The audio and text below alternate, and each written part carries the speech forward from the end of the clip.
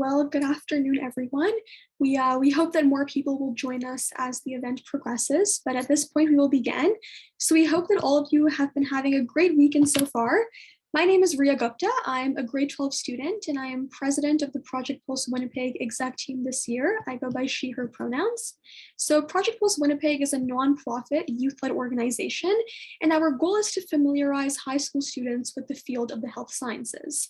So in the past, this came in the form of an annual in-person day-long conference, but with the emergence of the pandemic last year, of course, or 2 years ago, Project Pulse Winnipeg switched seamlessly to an online platform, and we continue to bring students events, resources, and opportunities for health sciences education. All of the exec team roles are filled with passionate and hardworking students from diverse cultural and academic communities in Winnipeg. And a few of them are in the audience. So if your cameras are on, maybe give us a quick wave. Thank you.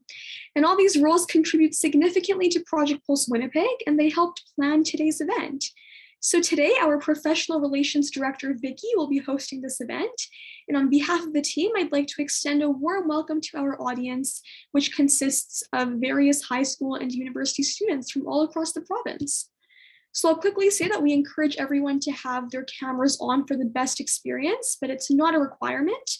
Please note this event is being recorded and the recording will be posted on Project Pulse Winnipeg's online platforms. So please fill out and return the waiver attached to the email you received this morning if you will turn your camera on, just to confirm your consent. And so without further ado, I'll hand this off to Vicky to introduce herself and today's distinguished guest. Thank you, Ria. So hello, everyone. My name is Vicky, and I'm a grade 12 student. I go by she, her pronouns, and I'm also the professional relations director for this year. So as many of you know, it is Black History Month. And in light of that, we are also honored to be able to have Uzoma Asagwara here to join us today. They are a registered psychiatric nurse, addiction specialist, and former member of the Canadian national basketball team. And in 2019, made history as the first Black, queer, gender non-conforming person elected to the Manitoba Legislative Assembly and across Canada, which is incredibly inspiring. And as if that wasn't enough, most recently they became the first Black person to make a law in Manitoba when their bill, the Somali Heritage Week Act, was passed in December of 2020 with unanimous support in the Manitoba legislature. And Uzoma has also been a longtime advocate alongside newcomer and refugee communities, Two-Spirit and LGBTQ+ folks, youth and grassroots organizations. So with that, I'd like to hand it off to Zoma to begin their discussion. After the discussion, we will also have time for pre-prepared questions and for the audience to ask live questions. And without further ado, feel free to take it away, Uzoma. Hi, folks. Really happy just making sure I'm not muted. Turns out I got it right this time. I'm really happy to be here. It's good to see folks engaging in this subject. Want to thank the organizers for the invitation to be here. I really appreciate youth-led initiatives and events. These are things that weren't happening at this level of visibility and frequency when I was in high school, even in university. So I think it's really impressive that you all work really hard to make this event happen and record it so that it can be, accessed later on for folks who weren't able to be here. Yeah, Uzoma, they, them pronouns. I am very fortunate to currently be working as a legislator, as already identified. I represent Union Station, which is the core, it's downtown Winnipeg, some of the West End, West Broadway area. I'm also still a registered psychiatric nurse and addiction specialist. It's really important to me that I maintain my nursing license. I worked really hard for that. And, even though I'm working full-time as a politician, it's interesting how the skills and the education and training and the background that I have as a psychiatric nurse and addiction specialist really have been quite supportive and useful in doing this work as a legislator. So, one thing that I encourage folks to think about is to not feel as though whatever path academically or otherwise you're taking is necessarily that narrow. There's actually a lot of opportunities available to us. And, it's exciting to be able to be creative about what our paths can look like and to recognize that, if we've got big goals, big dreams that we've set out for ourselves, the process of getting there can open up a lot of opportunities that maybe wouldn't have naturally come to mind. I think people sometimes are surprised when they hear my bio and they hear basketball player and they hear nurse and they hear addiction specialist and they hear community activist and they hear all these things and they think like, why do you want to do all those things? How? And, you know, it's really critical that we recognize we're dynamic people. We're not static people. We have different likes and interests and ways that we can express ourselves. And I really, really enjoy being able to expand the possibilities that exist within all the things I care about and that interest me. So I guess I'll share a little bit about my background. Is that okay? And kind of how yeah. So I was, you know, raised in the streets, just joking, I wasn't. I am somebody who has a pretty unremarkable story in a lot of ways. Like, I'm a first generation Nigerian Canadian. I think a lot of folks identify as first gen. And my parents immigrated from Nigeria in the 70s. I grew up on the prairies. And I say that's unremarkable because there's a lot of Black people who are born and raised and grew up on the prairies. We have a long-standing history here in this country, Black history in this country. And, you know, my journey to health sciences and working in that field and being in that field, you know, started at a young age, really. I was always interested in science. I was always interested in helping people. I was always volunteering and engaging beyond, you know, regular school hours. So volunteering at seniors' homes, coaching, even when I was a young athlete, you know, taking an interest in pursuing my academics beyond just passing. So I was an honor roll student. I had to get tutored, I was fortunate to be able to get tutored by teachers and other folks because I wasn't naturally inclined in certain ways. Math was really hard for me. Chemistry, I pretty much like.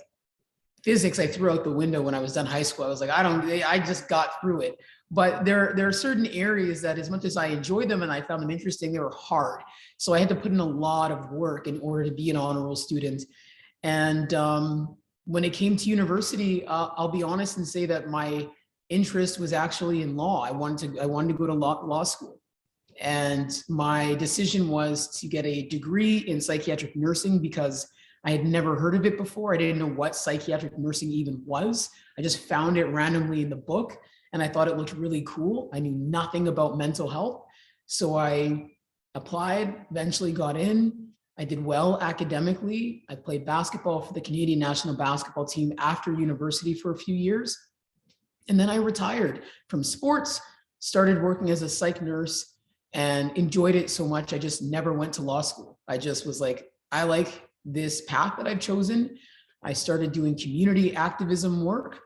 And I, you know, even back then, I found that being a psychiatric nurse, working in the field of health, practicing psychiatric nursing, focusing primarily on acute adult mental health and youth addictions and mental health was really exciting work for me. And it allowed me to do work in the community from a perspective of good health outcomes. So recognizing that being a healthcare provider, working in the health sciences isn't just about what hospital or community clinic or work that you're doing in that space. Healthcare and good outcomes are about all aspects of our lives being positive and being supported. And so being an activist who was working to create safer spaces for Two-Spirit, queer and trans, Black, Indigenous, and people of color was really important to me and kind of helped bring all those worlds together in a sense. And then I ended up in politics, but that's a whole other story. So, you know, I encourage folks to, again, not see whatever path you're taking is just a singular path. And don't see yourselves as just singular people. We're dynamic, explore that and keep the options for what you can do and achieve really, really open. Because it's honestly, the possibilities are endless. And I'm really excited and very curious actually to hear from some of the folks who are here right now. Like, I want to know why you came to this Zoom panel today. I want to know what your goals are, what your interests are, and if you've got any concerns, questions, or things you want to know about how to make that path or journey easier. So maybe if you're okay with it, Vicky, I'd like to be able to open it up to folks and hear from their perspectives. Yeah, of course. Don't feel pressured to speak up at all. This is entirely your choice. But if anyone in the audience just has any, I know that we have questions that were asked in advance of this event, which we will ask later, or we can do them right now if you'd like. But would anybody just like to share any of their reasons why they came here today, or just any of their other opinions regarding Black History Month? And again, no pressure.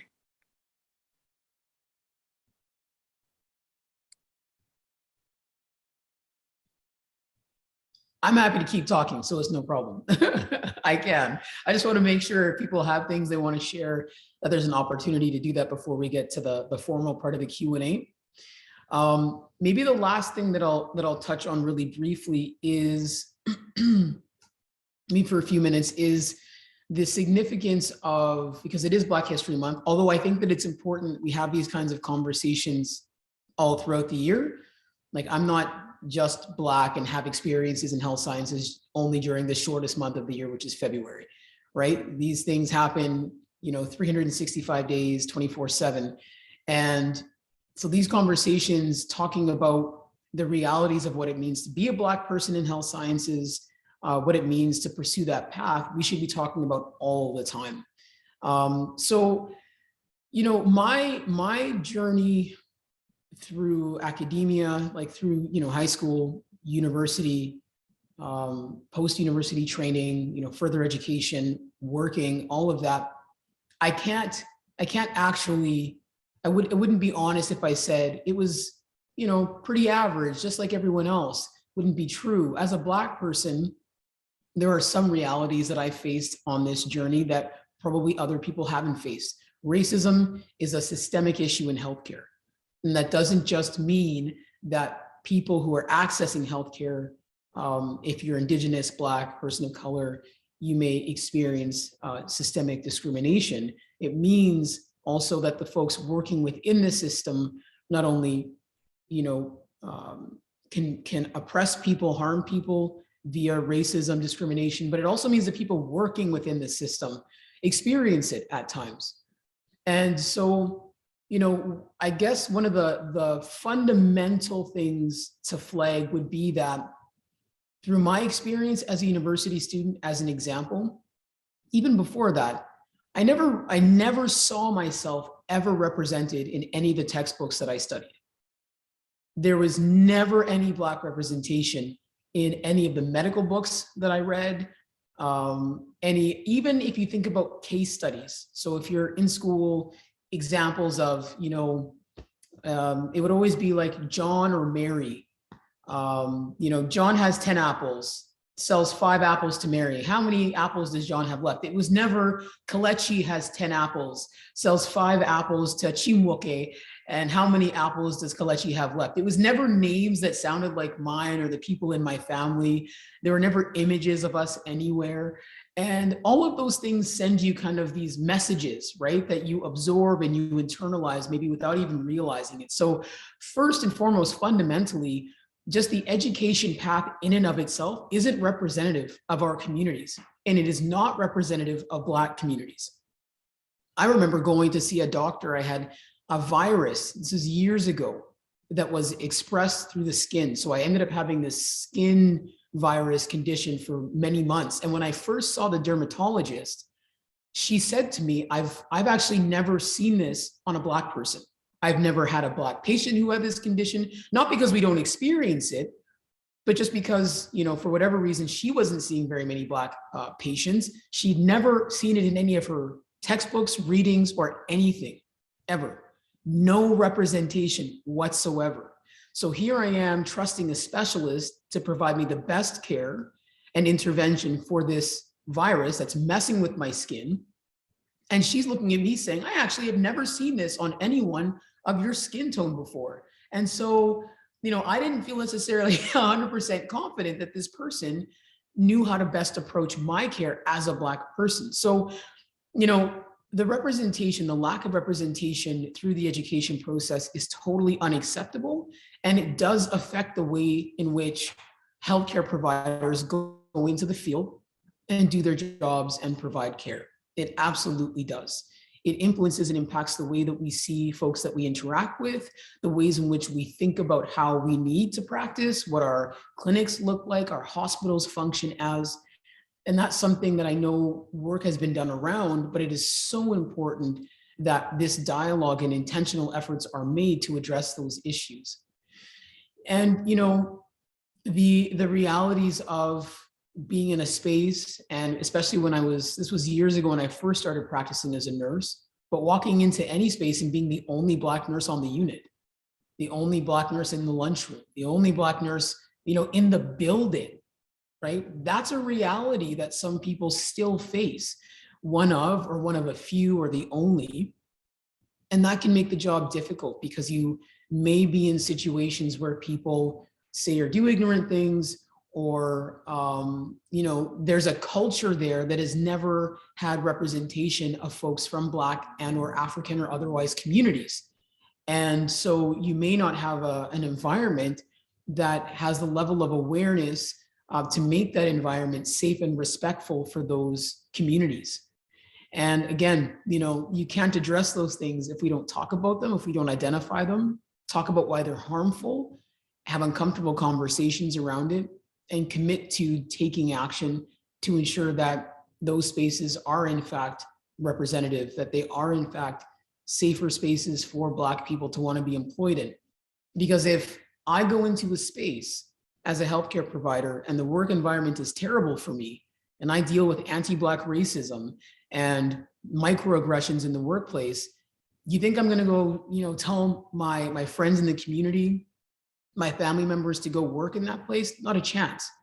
That's not going to be an environment that I'm encouraging other Black people to pursue being in.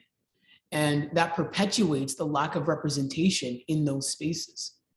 So, I think that there's a spectrum of efforts that need to be made. I think that the youth are already making these efforts. You're creating forums like this. You're recognizing the importance of Black History Month not only being, a time to celebrate Black people and Black culture and contributions to our communities and to think about the future possibilities, but it's also about facing the truth of what Black people still face in our communities, in our systems, and saying that has to change.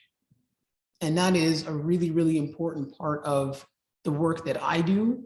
It's an important part of my role now as a legislator. It was a really big part of how I went into my job every day as a nurse. Really early on, I recognized that there were things that were being said, things that were happening that I wasn't okay with, and that I wasn't going to act as though they weren't happening. And so being a vocal person in the workplace was really important to me to ensure that things would change, and so that other people coming into those spaces had a more positive, affirming, respectful experience being there. And so I think that there's ways that we can do that academically, right? I know that it's challenging as a student when we see or hear things happening that are wrong. It can feel like a lot to speak up in a classroom setting if a professor says something totally off base or a peer says something that's inappropriate, right? But we have to be able to speak up. We need to challenge those things in those moments in order for everybody in the space to recognize they're wrong. The one thing I will say for the folks who are on this Zoom right now, who are not Black, or folks who watch this later on, it is incumbent on non-Black people to do the heavy lifting around these issues. Black people should not be expected to endure anti-Black racism. Black women shouldn't be expected to endure misogynoir, which is effectively anti-Black racism and misogyny lumped into one. Black women face that on a daily basis. Shouldn't be expected to deal with all of those things every day, that kind of violence, and also be the ones who are doing all of the work to fix it, right? And to make sure that these spaces are anti-racist. It's important for non-Black people to recognize that anti-Black racism is a huge problem, and that it's going to require everybody doing some work in order for us to dismantle that. So I'm not sure if everybody here knows, and I just realized I'm using language I'm not sure if everyone is aware. Does everyone know what anti-Black racism is? Maybe you could explain just to the audience for those of them who don't understand what that means. Sure. So anti-Black racism it's important for people to know that it's specific to Black people. When we talk about racism, sometimes people say, oh, you know, racism is racism. Racism is bad, it's real, but there's very specific forms of racism that some people experience and others do not. Anti-Black racism is specifically centered around the hatred of Black people, the oppression of Black people, the dehumanization of Black people. That is a global type of racism. Anti-Blackness is found everywhere in the world that you go. It's not like you'll just find it in Canada or just in America because, you know, Canada has our own history of slavery, by the way, 200 years worth of it. People don't always know that, but it's not just specific to the United States where everybody knows the extensive history of slavery, et cetera. It's also here in Canada. It's across the world. So Black people globally face a level of discrimination that many times other communities do not. And so, you know, it functions in very specific ways, very insidious ways, very obvious and aggressive ways. And it is critical for people to recognize how anti-Blackness exists, how it functions, and how it harms people.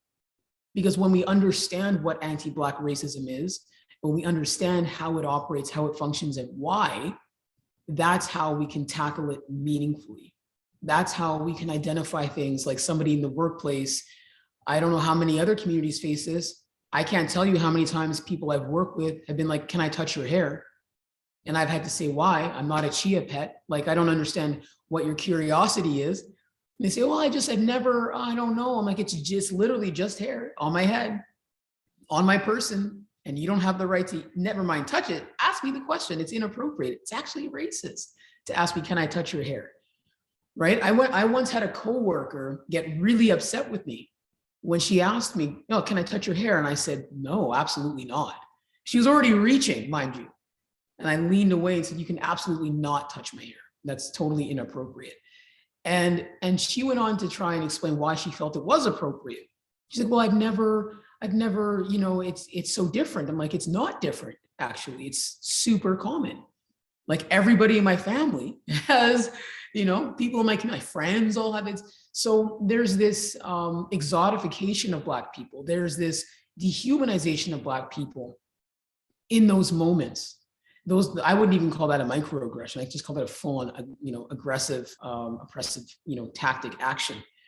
And so I could give you countless examples. I'm sure people can think of countless examples that Black people face in workplaces, in school, just generally out and about that are harmful and specific to the fact that we are Black people. And we have to be able to talk about those moments and recognize why those moments aren't okay and why it's so important for other people who are not Black to be the ones to also speak up. And again, to do that heavy lifting, right? Sometimes that burden can be too much to carry and can crush people. And that's the thing we also need to realize, especially in healthcare, right? There's a doctor, Dr. Marsha Anderson. I love what she talks about when she talks about how systemic racism works and anti-Black racism works and anti-Indigenous racism works and functions in the healthcare system. Something that it's so important and it's always been crucial in terms of my work as a nurse. And it's something that when I talk about healthcare and systemic discrimination, I make really clear to people, it doesn't just make Black people feel uncomfortable or people who experience it, their healthcare experience is more challenging. Anti-Black racism in healthcare, systemic discrimination in healthcare kills people, full stop. It is that serious. Anti-Black racism in healthcare actively kills Black people. You can see it in our mortality rates for Black women going through pregnancy. You can see it in our rates of heart disease. You can see it in so many different ways that are measurable in terms of health outcomes for Black people. So that's how serious this issue is. And it's critical that not only do we have folks championing this issue in healthcare, who are healthcare providers, but we really need it to come from folks from all across the spectrum in healthcare in the field of health sciences. It's got to be researchers who are championing this. It's got to be policymakers, frontline healthcare providers, administrators, nurses, doctors, healthcare aides, support staff, right? There's got to be an educational component to this where everybody is aware of how serious this issue is and that it needs to be addressed fully across the spectrum of involvement. So I think I'm going to leave my comments at that for now. And again, like this isn't light stuff. Like, I love being Black. Being Black is the best. It's lit. I'm grateful to be Nigerian. That's the best kind of Black you can be as far as I'm concerned. I'm an Igbo Nigerian. I saw someone, I don't know if you're, check your name. I think you know what I'm talking about. I am proud to be Black. I'm proud to be Nigerian. I'm proud to be an Igbo Nigerian. I'm proud of my name. I'm proud of what my name means. I wouldn't change any of those things for anything in the world. I celebrate who I am. I celebrate my family. I celebrate my community. And it's critical to me that, other people are able to do those things too. It can sound really harsh and negative when we talk about all of the challenges that Black people face because of discrimination in this country and across the globe. But to me, the most inspirational thing is the fact that we are beautiful, we're inherently genius, brilliant, kind, loving, creative, dynamic, and diverse peoples in our communities. And we manage to be all of these things in the face of violent oppression on a daily basis. And, I think it's important to speak that truth and those truths as often as we possibly can. And like I said, I don't want to make it heavy and like, these are all the negative things. Those are real things. Those negative things are a reality that we all have to face, and we have to be real about where they come from. But at the same time, it's also important to recognize that there's so much beauty in our communities, and everybody needs to recognize that, and everybody needs to celebrate that. Honestly, truly, thank you so much, Uzoma, just for all of the points you touched on. They were all very, very important. And I really just appreciate you being able to share your insights and just have this recording so that we can post later, just so people can watch back and just educate themselves about this matter. So as I said at the beginning, now we'll be moving on to the questions period, where we will be going over questions that our audience members submitted in advance to this event.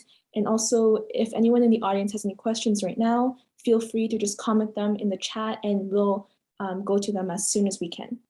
So the first question is, how should we go about correcting those who are just severely uneducated or ignorant and display racism? I think that's not that's a complex answer. I think it depends on any number of things. I mean, for the most part, people have the resources available to them to learn why racism is bad. I think that there are some times where, and this is a belief that I hold, I think that sometimes we give people too much room. We excuse certain behaviors as not knowing or ignorance, when in reality, it's a level of behavior that's been permitted and encouraged over a long period of time. And there are some things that people just have to be accountable to in terms of the things they say or do that are racist. I do think that there are circumstances and situations where, maybe folks just don't know. They're just unaware that something is problematic or offensive. Can I touch your hair? Totally not okay to ask Black people that. Pretty racist to do it, actually. Some people maybe really just don't. They're not aware, right? They've not really been around Black people before. They, for whatever the reasons are, they don't respect or they don't recognize how that doesn't respect someone's physical boundaries and physical autonomy. I think that each person has to decide in those moments how to approach those situations. I do make an effort to educate people in certain moments. I try to sometimes frame it as a question back at folks, like, why do you want to touch my hair? And then often by asking those questions again and again, oh, well, because I've never, well, why do you think it's okay to reach out and interrupt or interfere with my physical personal space in order? So sometimes I find asking people those questions over and over and over helps them realize right away that it's inappropriate. Because when they start giving the responses, they start to realize how silly it sounds, how inappropriate it sounds, and they can come to that realization. So I do try to use education as a way, inform people, and then let them know I expect them to do better, right? Like, hey, now I expect you to just never do that again to anybody else. Or if you see it happening, it would be great if you stepped in and didn't allow that behavior to happen.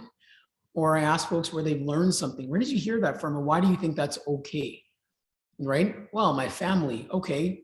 I'm going to tell you why that's not okay, why that is racist. And also go back to your family and relay this information, right? So education is important. If it is genuinely a level of ignorance or just not knowing. Again, I don't think that that's always the responsibility of Black people. If you have the capacity and you want to, okay.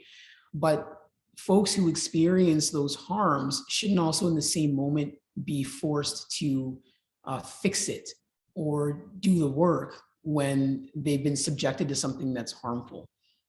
So again, I encourage people who are in surrounding areas or in proximity to do the learning yourself, to learn how to be somebody who disrupts those moments, to be a good ally or accomplice, whatever language you want to use, to Black people, and to allow for the spaces where we all have to navigate to be safer for Black people, right? I've experienced racism everywhere. There isn't a space I've been in my life, really, probably, where I haven't experienced racism. I experienced it as an athlete, from coaches, from parents, from fans, right? I've experienced it in the workplace, in restaurants, in traffic, at grocery stores. And in each of those situations, it would have been really helpful if other people had stepped in. If I didn't feel like I was alone in those moments and having to stand up for myself against somebody who was maybe being just ignorant or somebody who was being overtly racist. So again, I'm putting this out there for folks, and I'm hoping you can kind of latch onto that. We each have it within our capacity in some way, shape, or form to disrupt those moments. And again, I really encourage non-Black people to commit to doing that work. Yes, thank you. And just kind of everyone in the audience right now is it's really nice that we'll have people in the audience, and after this, we'll have people watching this recording just to kind of educate themselves. And as you said, just to kind of give them motivation to want to educate themselves more about this topic. Mm-hmm. So the next question is, would you say that there is increased stigma and racism towards Black people in the field of health sciences compared to sports? So you mentioned you're a basketball player, you used to be a basketball player, or maybe in politics, or just would you say that there is increased racism in the fields of health sciences compared to other fields? I don't know. That's a good question. I think that I wouldn't maybe compare. I would say that we know definitively that anti-Black racism exists in all systems, right? If you look at education, no representation of actual factual Black history within our education system from pre-K to 12 to post-secondary, really, unless you're looking for it. And even then, there's a significant underrepresentation in post-secondary. There's a limited amount of representation in terms of Black educators. The only Black educator I had in my university experience was my father. He was a professor, and he stepped in when I was in junior high school when one of the teachers got sick, just helped out as an educator at the junior high, right? Otherwise, I had not a single Black educator through my upbringing and beyond that. So I think that, if we look at housing, that's another place where we know anti-Black racism is for real, in terms of when you look at who lives in poverty, who has access to dignified, respectful, adequate housing. When we look at jobs and economy, when you look at, are Black people represented across the economy equitably? Are they paid the same as their white counterparts? You can go to Stats Canada and you can see that we're not, right? That we make less on the dollar than other demographics. So it's a problem everywhere, across every system. When I talk about health sciences specifically, I think that there's a level of urgency when I talk about it there because of the direct impact, immediate impact that you can see in terms of healthcare, right? You can see the immediate effect if a Black person goes into the emergency room and receives care, and they are not prescribed or given the same amount or adequate levels of pain medication as non-Black people, as white people, for the same conditions, because there's a racist perception in healthcare that Black people have a higher tolerance for pain, right? Those are real problems. And so I don't know that it's more prevalent or more of a problem in healthcare, but I certainly think that there are circumstances where the outcomes of that racism can be immediately catastrophic. And I think that's why there's a level of urgency around it. Maybe we're not seeing in other areas, although the other areas are equally important to address. Okay, thank you. And the next question is, did you face any challenges during the journey that got you to where you are today? And how did you kind of face those challenges? What lessons did you learn that got you so you could overcome those challenges? I really appreciate this question. I mean, like anybody who's navigating life, lots of challenges, right? We all face all kinds of challenges in our families, challenges in our friend groups, our relationships, challenges with our health, our mental health, our emotional health, challenges with, feeling confident. Is my hair as messy as I want it to be today? Am I feeling as handsome as I want to feel today to go and face the world? There's all kinds of things that we face, challenges we experience. I certainly, as a queer person, as somebody who knew from a very, very young age that I was queer, that I was non-binary, but didn't have the language to articulate any of that, there was a lot that I carried with me that people didn't know about growing up, that created a lot of emotional distress, a lot of internal struggle and challenge. And thankfully, I was able to use sports and to use humor and to use, a lot of activities and opportunities as a way to channel that energy, as a way to build self-confidence, as a way to build skills. And I also was raised in a community that celebrated being Nigerian, celebrated being Black. Like, we were super connected to other families, and having that kind of community provided a foundation for me where later on in life, where I had to really face some of the challenges of how do I fit in this world? How can I be myself fully in this world and be accepted and love who I am first and foremost? All of that work and that journey was made easier because I had the foundation of, being a disciplined athlete, having a strong sense of community from the Nigerian community that I was a part of, and recognizing the importance of having good community. And, thankfully I've got supportive siblings, super supportive mom. I've got, good anchors in my life that help me navigate those challenges. But the one thing that I will encourage people to do, and I didn't figure this out until much later. I wish I figured it out, when I was maybe in high school or even in my early adulthood. Despite how young I look, I'm not so young anymore. The white and the gray hairs are really wreaking havoc lately. It's so important for you to prioritize your happiness. Like, it's really important for you to prioritize understanding who you are, getting to know yourself, learning to fully accept and love yourself, and to prioritize what it is that you need to do to make you happy, because you have to live your life.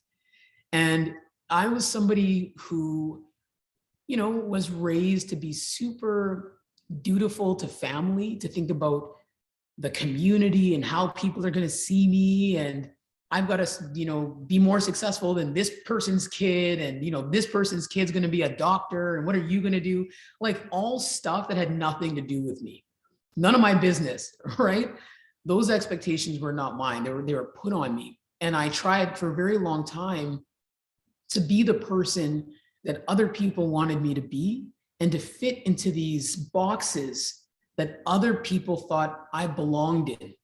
And as soon as I stopped doing that, as soon as I stopped trying to meet the expectations of people who didn't have to live my life, and I stopped trying to fit into the boxes that other people believed I belonged in, I was freed from this burden and this weight of all of that.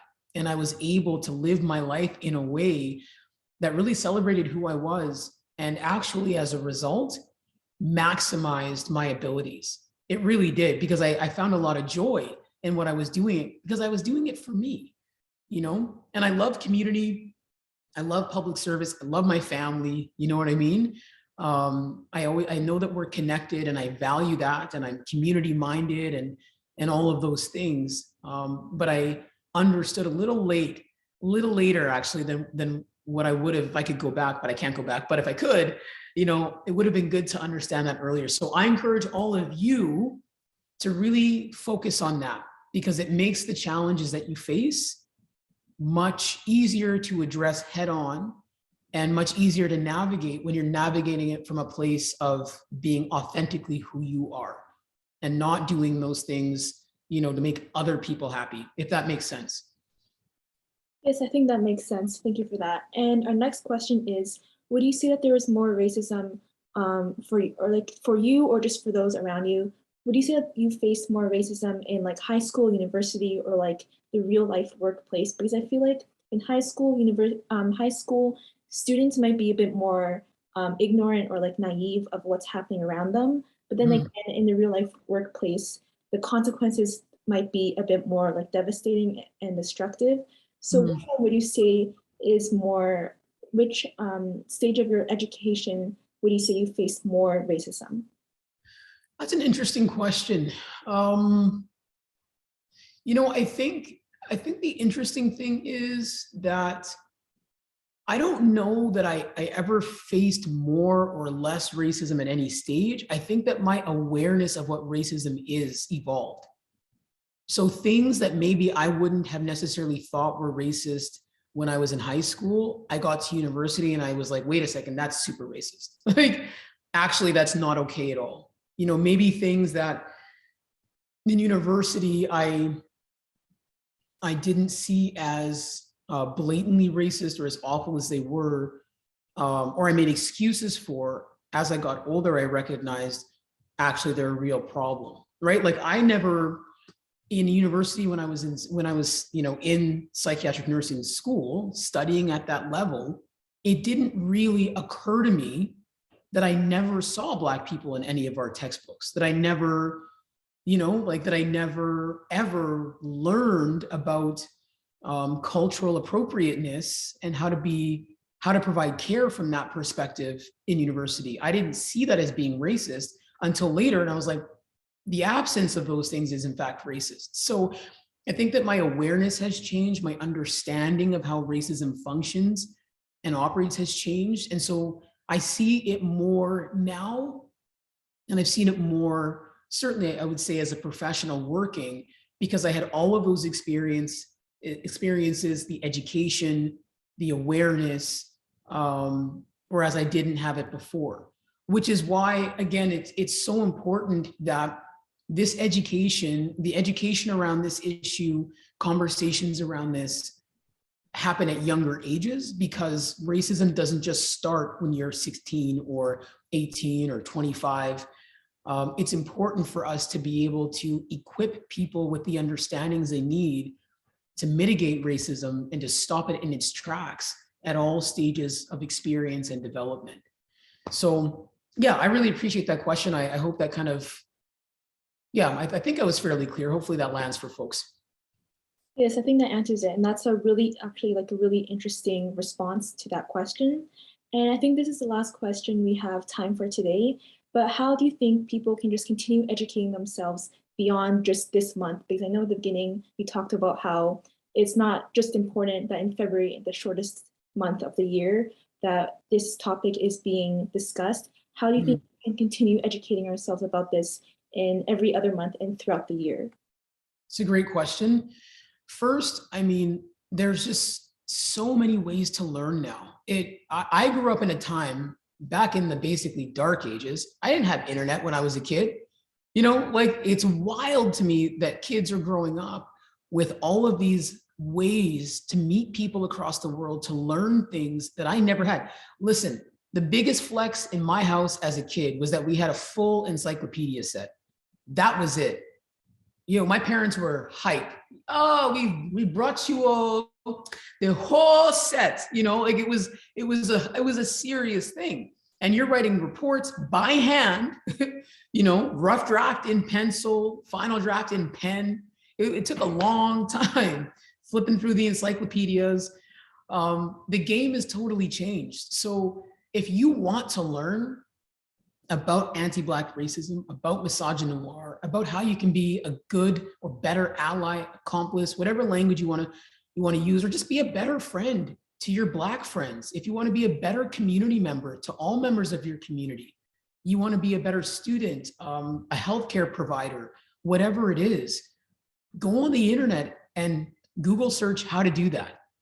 Follow Black people who talk about these things. Listen to Black people.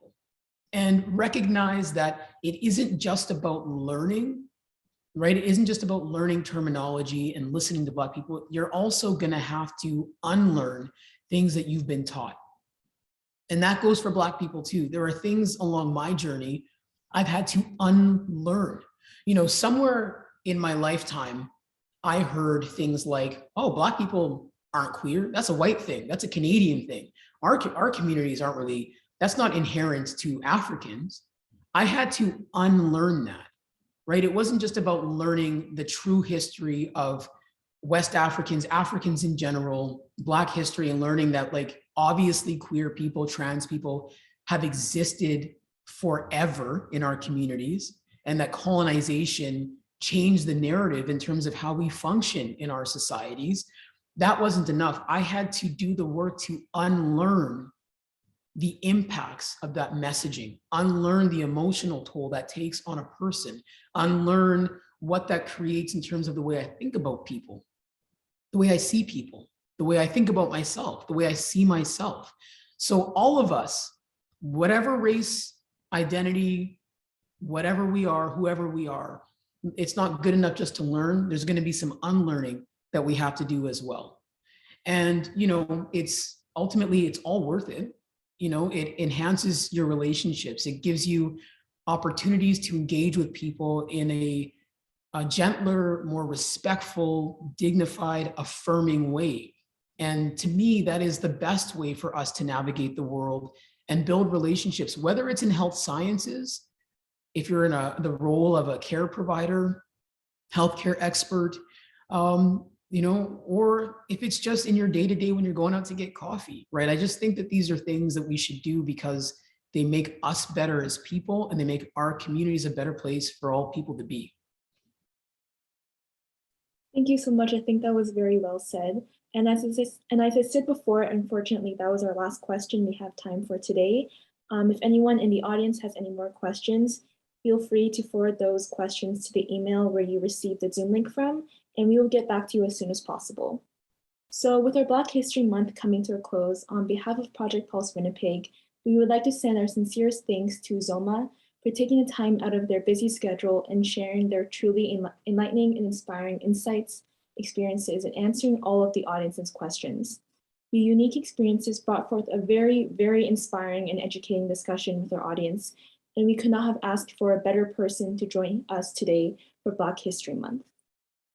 And in addition to our distinguished guest, we would like to extend our heartfelt thanks to the audience members.